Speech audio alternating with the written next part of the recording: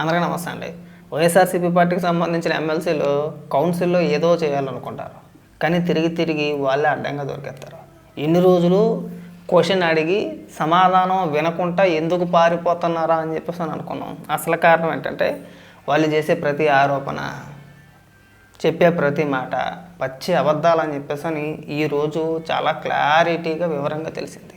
నేను ఎందుకు చెప్తున్నానంటే, ఈరోజు బొత్స సత్యనారాయణ గారు ఒక రిపోర్ట్ పట్టుకొచ్చి, ఇదిగో కాగ్ రిపోర్ట్ నా చేతిలో ఉంది, కాగ్ రిపోర్ట్ ఆధారంగా మన రాష్ట్రం 22వ స్థానంలో ఉందని చెప్పేసి ఒక ఫేక్ రిపోర్ట్ ఒకటి పట్టుకొచ్చి కౌన్సిల్లో చదివినిపించేశాడు. దానికి కౌంటర్గా పయ్యాల కేశవ్ గారు ఊరుకోలేదు. ఆ రిపోర్ట్ నాకు పంపించండి, నాకు పంపిస్తే మీరు చెప్పేది నిజమా కాదా అని చెప్పేసి నేను చూసి దానికి తగ్గట్టుగా ప్రభుత్వం సమాధానం చెప్పుద్దని చెప్పేసి పదే పదే అడిగితే ఆ రిపోర్ట్ పంపించకుండా నేను లింక్ పంపిస్తానని చెప్పేసి లింక్ పంపించాడు. తీరా చెక్ చేస్తే ఆ రిపోర్ట్ అంతా కూడా ఫేక్ మాట. ఒకసారి భలే ఇంట్రెస్టింగ్ డైలాగులు ఉంటాయి అందులోని. ఒకనొక దశలో ప్రభుత్వం తరపు నుంచి నారా లోకేష్ గారు, అలాగే పయ్యావుల కేశవ్ గారు, పంచమర్తి అనురాధ గారు, తెలుగుదేశం పార్టీకి సంబంధించిన మంత్రులంతా కూడా ఆ రిపోర్ట్ ఇవ్వాలని చెప్పేసి పట్టుబడితే, ఏంటండి డిమాండ్ చేస్తారేంటండి, ఇది అతడు సినిమాలో డైలాగ్ ఉంటుంది కదా, ఏంటి బలవంతం చేస్తున్నావు ఏంటి అని చెప్పేసి అని సేమ్ డైలాగ్ మాట. నాకు అదే గుర్తుకొచ్చింది. ఒకసారి వీడియో చాలా పెద్దది, 9 నిమిషాల వీడియో, కాస్త ఓపికగా వినండి. వైఎస్ఆర్సీపీ పార్టీ నాయకులు చేసే అసత్య ప్రచారాలు ఎలా ఉంటాయో ఈ వీడియో చూస్తే మనకి క్లారిటీ వచ్చేద్ది.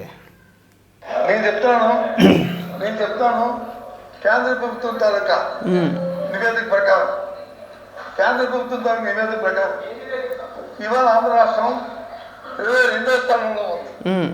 దేంతో రెవెన్యూలో జిఎస్టీ కానీ వసూలులో కానీ ఓన్ రెవెన్యూస్తో 22వ స్థానంలో ఆంధ్రప్రదేశ్ ఉంది. ఇది వాస్తవంగా చెప్పండి, నేను చెప్పింది కొత్త చెప్పండి. ఇదే కాదు, కాగ్ రిపోర్ట్ నేను చెప్పింది కాగ్ రిపోర్ట్, నేను చెప్పింది కాగ్ రిపోర్ట్. 9 నెలల కాలంలో 22వ స్థానంలో ఉంది కాగ్ రిపోర్ట్. ఇదే పేపర్లో చూపించి కేంద్ర ప్రభుత్వం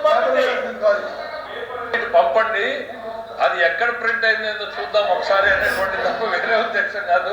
దయచేసి సార్, నేను చెప్పాను మీకు, సాయంత్రం 7 గంటల వరకు కూడా దీని మీద రిప్లై చెప్పడానికి మేము సిద్ధంగా ఉన్నాము.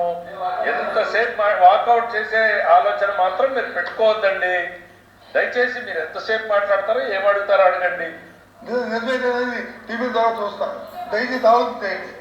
ఇవాళ ఇది నేను చెప్పింది కాగ్ రిపోర్ట్ కాదు, నేను మీకు అబద్ధం చెప్తాను, మీరు ఓకే, అప్పుడు ప్రధాని హర్షిస్తారు, ఇంకా అబద్ధం చెప్పారండి, ఓకే, అది కాదు. కాపీ సార్ చూసి దానికి రిప్లై చెప్పాలి కదా. మీరు ఏ కాగ్ రిపోర్ట్ ఒకసారి పంపించండి సార్, మీరు పేపర్ చూపి. పయ్యావుల కేశవ్ గారు అడుగుతున్నారన్నమాట. ఇప్పటికి ఇది రెండోసారి అడగడం. ఆ పేపర్ పంపించండి, ఆ పేపర్ పంపిస్తే మీరు ఏ సంవత్సరం రిపోర్ట్ చూస్తున్నారో, ఆ పేపర్ ఎక్కడ ముద్రించారు, ఎక్కడ ప్రింట్ తీశారు, ఎక్కడ తయారు చేశారు, ఆ రిపోర్ట్ నిజమా కాదా అని చెప్పేసి అని నేను చూసి సమాధానం చెప్తానంటే వాళ్ళు చెప్పే సమాధానాలు ఎంత విచిత్రంగా ఉంటాయో చూడండి. తర్వాత ఇక్కడ పంపడానికి ఎందుకు సార్ ఇంత సమయం మీకు? If it is CAG report, లేదు పలానా ఇయర్ కాగ్ రిపోర్ట్ లో పలానా పేజీ అని చెప్పండి, నేను చూసుకుంటాను. అది నిజమైతే నిజమని చెప్తాను, కాదంటే నిజం కాదండి సత్యబాబు గారు అని చెప్తాను. సార్ ఇదేంటి సార్ ఇది? సార్ ఇది మిస్లీడింగ్ ది హౌస్ సార్, ఇది మిస్లీడింగ్ ది హౌస్ సార్, ఇది మిస్లీడింగ్ ది హౌస్. చైర్మన్ గారు, this is misleading the house. Copy ఇవ్వండి సార్, కాపీ ఇవ్వండి సార్, మాకు చెప్పాక ముందుకు వెళ్ళమనండి సార్. సార్ చైర్మన్ గారు, ఒకటి ఇది లైవ్ ఉంది, ప్రజలకి ఇప్పుడు చూసిన వ్యక్తి మళ్ళా గంట తర్వాత నేను రిప్లై చేసేటప్పుడు చూస్తాడో లేదో తెలియదు సార్. వీళ్ళు ఇంత స్వీపింగ్ రిమార్క్స్ చేసినప్పుడు I own responsibility to the people. ఆ కాపీ ఏదో పంపండి, ఏ కాగ్ రిపోర్ట్, ఏ ఇయర్ ని, ఏ పేజ్ లో ఉందో చూడండి.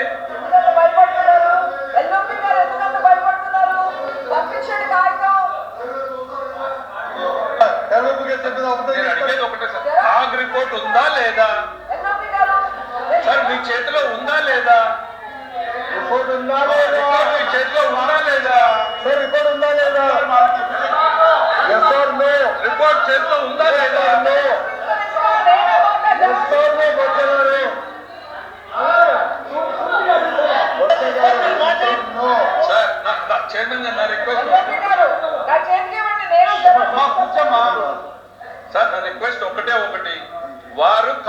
రిపోర్ట్ గురించి మాట్లాడారు, విన్నాము.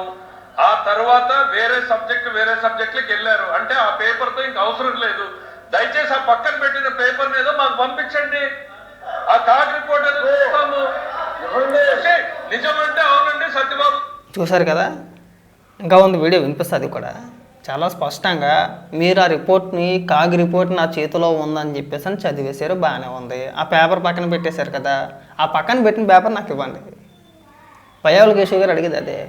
మీరు ఆ పక్కన పెట్టేసిన పేపర్ని, ఆ రిపోర్ట్ని మాకు ఇస్తే మేము చూసి చదివి అది నిజమో కాదో, ఒకవేళ నిజమైతే నిజం అని చెప్తాము, కాదైతే కాదని చెప్తాము.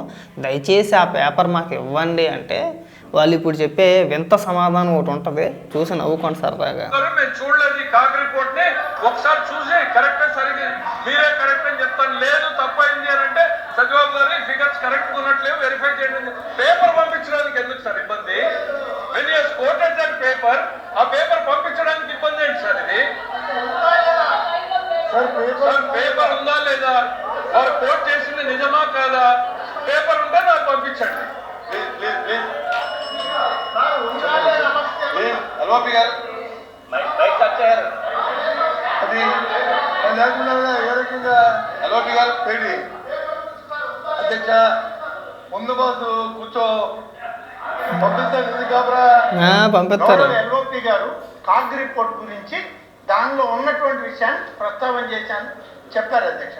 వారు ఇప్పుడు అక్కడి నుంచి paper పంపకపోయినా A CAG report, a volume, ఏ పేపర్లో ఉన్న అభ్యంతరం పేజీని చెప్పానండి, మేము ఇక్కడ రెఫర్ చేసుకుంటాం అధ్యక్ష. తప్పేం లేదు దాంట్లో. వారు చెప్పిందే మీ ద్వారా మైక్లో చెప్పండి, ఆ రెఫరెన్స్ మేము ఇక్కడ వెరిఫై చేసుకుంటాం. కదా చెప్పండి, ఇది కాగితం లేకుండా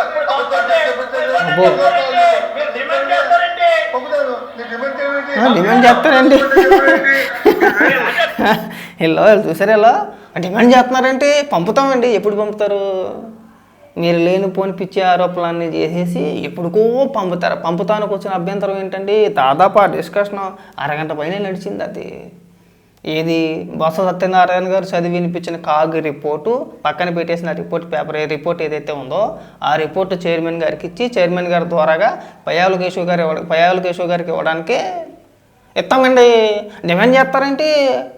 ఇది అతడు సినిమాలో బ్రహ్మాజీ గారిలాగా బలవంతం చేస్తారేంటి అన్నట్టు. ఎప్పుడు ఇస్తారండి? 2 రోజులు పోయిన తర్వాత ఇస్తారా? 10 రోజులు పోయిన తర్వాత ఇస్తారా? అడ్డగోలు సమర్థన, అడ్డగోలు వాదన కాదు ఇది. కంగారేంటి? కంగారు. మీరు ఒక ప్రశ్న వేశారు, మీరు ఒక రిపోర్ట్ చదివి వినిపించేశారు, దానికి సమాధానం చెప్పాల్సిన బాధ్యత ప్రభుత్వానికి ఉంది కదా. కంగారేంటి? చెబుతాం, ఇస్తాం 15 రోజులు పోయిన తర్వాత, లేదంటే ఒక 50 రోజుల తర్వాత ఇస్తామని చెప్పిపోతున్నారా? సిగ్గనిపించట్లేదు మీ బతుకులకి కొంచెం కూడా. బొత్స సత్యనారాయణ గారు మీకైనా సరే రాజకీయాల్లో సుదీర్ఘకాలం పాటు ఉన్నారు. పైగా ఎవరన్నా ఏమన్నా అంటే ఏడ్చేస్తాం మళ్ళీ మనం. ఎప్పుడు ఇస్తారో? చదివేసి పక్కన పెట్టేసిన రిపోర్టే కదా. హౌస్లోనే ఉన్నారు కదా, కౌన్సిల్ సభలోనే ఉన్నారు కదా. ఏమన్నా 10 కిలోమీటర్ల దూరమైన ప్రయాణించాలా? అవసరం లేదు. జస్ట్ ఊరికే సభలో ఉన్న వ్యక్తి వచ్చి మీ దగ్గరికి వచ్చి ఆ పేపర్ తీసుకెళ్ళి చైర్మన్ గారికి ఇస్తారు, మళ్ళీ అక్కడి నుంచి తీసుకెళ్ళి మంత్రి గారికి ఇస్తారు. మహా అయితే ఈడిస్తుంటే 2 నిమిషాల పని అది. మీరు ఆ పేపర్ మీ టేబుల్ పై నుంచి పయ్యావుల కేశవ్ గారి చేతికి వెళ్ళడానికి 2 నిమిషాల పని అది. ఇస్తాం. డిమాండ్ చేస్తారేంటి? కంగారు ఏంటంటే మీరు పనికి మన ఆరోపణలన్నీ చేసుకుంటా పోతే ప్రభుత్వం గడుక్కుంటా ఉండాలా? నీ దగ్గర నిజంగా నీ చేతిలో రిపోర్ట్ ఉంది, ఇదిగో రిపోర్టు, ఇలా ఊపేవు కదా రిపోర్ట్ అని.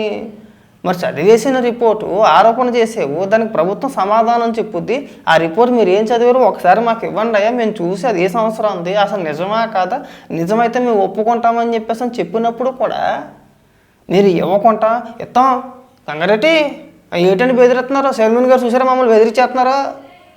చిన్నపిల్ల ఆటలేదు మరి మీకు బాగానా?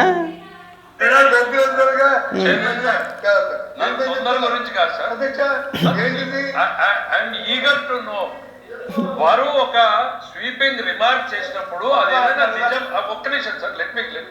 ఇప్పుడు రాష్ట్రంలో ప్రజలు లైవ్ చూస్తున్నటువంటి వాళ్ళు ఇందులో ఏమైనా నిజం ఉందేమో అనుకోవచ్చు. అది నిజమా కాదా అసలు నేను కన్ఫర్మ్ చేసుకోవాలి. వారు ఏ రిపోర్ట్ ఎప్పటిది కోట్ చేస్తున్నారు? బికాజ్ నాకు ప్రతిపక్షంలో ఉన్న 5 సంవత్సరాలు కాగ్ రిపోర్ట్లు చూశాను, ఇప్పుడు కాగ్ రిపోర్ట్లు చూశాను. ఏ కాగ్ రిపోర్ట్ గురించి వారు మాట్లాడుతున్నారు? నాకు అందరి ఫిగర్ వాళ్ళు చెప్పారు. ఇప్పుడు దయచేసి పంపించండి సార్. లేదు అని అంటే టాపిక్ డ్రాప్ చేసి ఇంకో టాపిక్ వెళ్ళండి. We agree, we understand the facts behind. Paper పంపండి, లేదంటే నెక్స్ట్ టాపిక్ వెళ్ళండి. మీ పరిస్థితి అర్థమైంది మాకు. కాలేదేమో ఇప్పుడే చెప్పాలి, ఈ పుస్తకంలో ఈ నిమిషమే చెప్పాలి అన్నారు. నేను ఈ నిమిషమే మీకు చెప్తానంటే పేపర్ పంపరు, మాకు ఎప్పుడో పంపిస్తాను. ఎట్లా సార్? ఒక మాట మీద నిలబడమనండి. అధ్యక్ష మాట మీద ఉన్నాను, నేను పేపర్ పంపుతాను. నేను నా చేతిలో ఉన్న report, CAG report, RT report నేను పొందుతాను. అవి చూసుకోండి. ఈ రాష్ట్రం వచ్చి 22 స్థానంలో ఉన్నది, ఇది వాస్తవం. మళ్ళీ చెప్తున్నాను, రివైజ్ చేస్తున్నాను. ఫోన్ రివైజ్ చేస్తూ 22వ స్థానంలో ఉంది. 1.97% మాత్రమే వచ్చింది. సెంట్రల్ మొత్తం చూసుకుంటే 9% ఉంది. అయినా మీకు వచ్చి 1.97% వచ్చింది. ఇది వాస్తవం. మీరు చూసి కాదని చెప్పండి, మీరు వాదించండి. వాదించేది ఏముంది? బొత్స సత్యనారాయణ గారు వాదించడం ఏంటి అంటే, లేదు అంత తెలివిగా మాట్లాడుతున్నారో చూడండి. మేము ఆరోపణ చేసేస్తాం, మీరు వాదించండి. మాది తప్పు అయితే మాది తప్పు, లేదంటే ఒప్పు అయితే ఒప్పు. ప్రజలు తేల్చుకుంటారు. ప్రజలు తేల్చుకోవడం ఏంటి అంటే, అడవులుగా మీరు ఏది పడితే అది మాట్లాడేసి అసత్య ప్రచారాలు చేసేస్తే ప్రజలు తెలుసుకోవాలా? అదే సభలో ఆ పేపర్ ఏదో ప్రభుత్వానికి అందజేస్తే దానికి తగిన సమాధానం ఇమీడియట్గా చెప్తారు కదా. వాదించడం దేనికండి? వాదన దేనికి? సభలో మీరు సభకి వెళ్ళేది వాదించడానిక, వాస్తవాలు ప్రజలకు తెలియజేయడానికి కదా. మీరు ఒక ఆరోపణ చేశారు. కాగ్ రిపోర్ట్ల ప్రకారం సెల్ఫ్ రెవెన్యూలో మన రాష్ట్రం 22వ స్థానంలో ఉందని చెప్పేసి మీరు ఒక ఆరోపణ చేశారు. దానిపైన వాదన ఎందుకు ఉంటుందండి? ఆ రిపోర్ట్ ఏదో పంపిస్తే నిజమైతే నిజం అని చెప్పేసి ఒప్పుకుంటారో, లేకపోతే కాదని మీరు పొరపాటు పడ్డారు, ఈ రిపోర్ట్ తప్పు అని చెప్పేసి చెప్తారు. ఇమీడియట్గా తేలిపోద్ది. అందులో వాదించేది ఉంది ఇంకా అక్కడ. అంటే ప్రజలను డైనామోలో పడేయాలి, ప్రజలకు వాస్తవాలు తెలియకూడదు. మనం ఇలా అప్పాబాయ కౌరులు చెప్పుకుంటా కాలం గడిపేద్దామని చెప్పేసి విధానాలా? ఇంకా వీడియో ఇంకా 3 నిమిషాలు ఉంది. వీడియోలు ఎంత పెరిగిపోతుందని చెప్పేసి ఇంకా పూర్తిగా వినిపించట్లా. ఇదే వీడియో లాస్ట్లో పయ్యావుల కేశవ్ గారికి ఎట్టకేళ్ళకో చివరికి రిపోర్ట్ పంపించారు.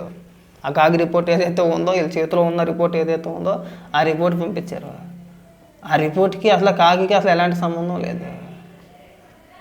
అది సాక్షిలో తయారైందా, ఎక్కడ తయారైందో తెలియదు. అది జగన్మోహన్ రెడ్డి ఫిబ్రవరి 26వ తారీఖున వేసిన ట్వీట్లో ఉన్న ఇమేజ్లు పట్టుకొని, ఆ ఫోటోలు పట్టుకొని, ఇదిగో కాగ్ రిపోర్ట్ అని చెప్పేసి తీసుకొచ్చేసి మండలంలో చూపించేసి వాదించలేక నాకు బీపీ పెరిగిపోతుందని చెప్పేసి బయటికి పెరిగిపోయాడు. ఏమనాలి ఇంకా?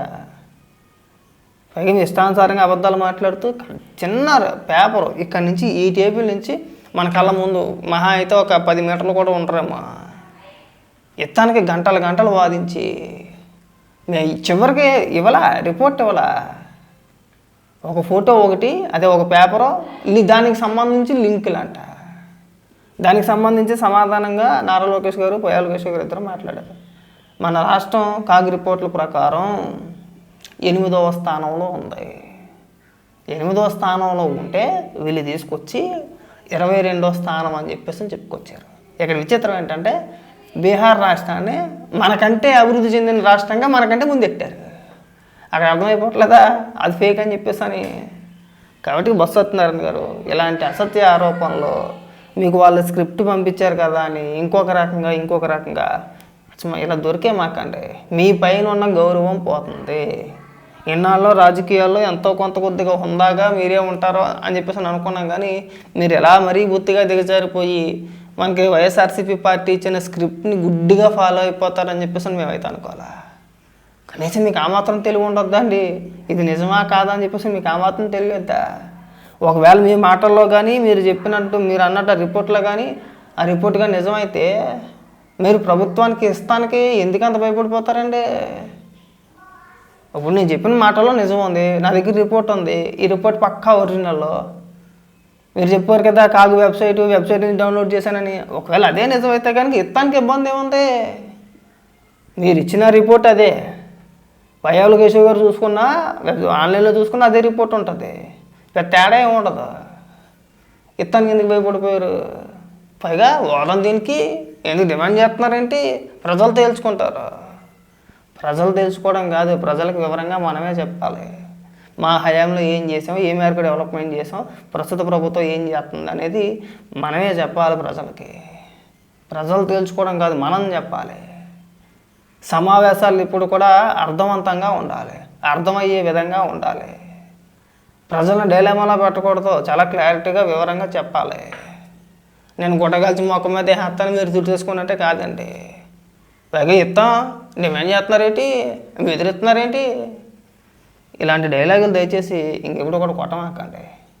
మా చిన్న రిక్వెస్ట్ ఇది.